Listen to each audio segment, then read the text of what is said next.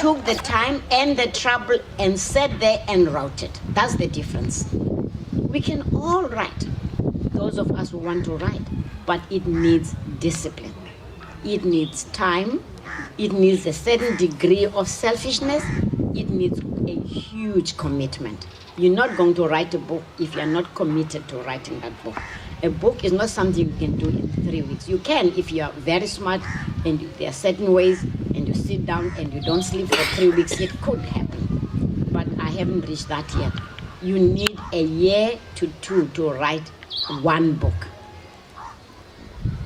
And then you have to bet it. It doesn't pay the kind of money people think it does. People think it's got sort of like TV generation stars, you know. Writing a book is, you will never become rich writing a book in this country. A bestseller is 600 books, I think, Nadine Gordimer, 600 to 1,000 books, which we'll get to that discussion about how sad that is a bestseller in South Africa. Well, part of the reason is because despite what is our population figure now? 45 million? 48.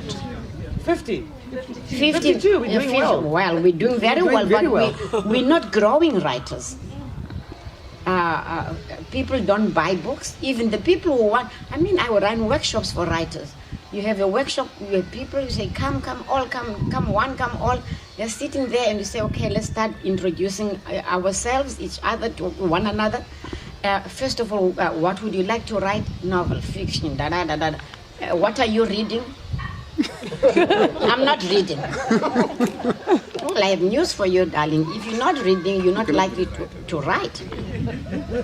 And even if you are lucky enough to write and lucky enough to get a publisher, who do you think is going to buy your books if you think people shouldn't buy books and read books? And you're not reading. You're not reading, but somehow you think if you write a book, there will be dummies unlike you. Yes. Tell them. There will be dummies unlike you who will go to the shop, buy books, and read them. We have to start celebrating our writers, celebrating them, supporting them, and making writing something sexy, something, that people brag about. That the clubs, the reading clubs, and the AB, that is huge in the States, always bring a book. AB. If I said now, ladies, gentlemen, open your bags, very few people would have books in those bags. Am I right? You always bring a book. If you're in a bus, there's one who has a book. Thank you. If you're on a bus or on the train or on the plane, you have a book to read.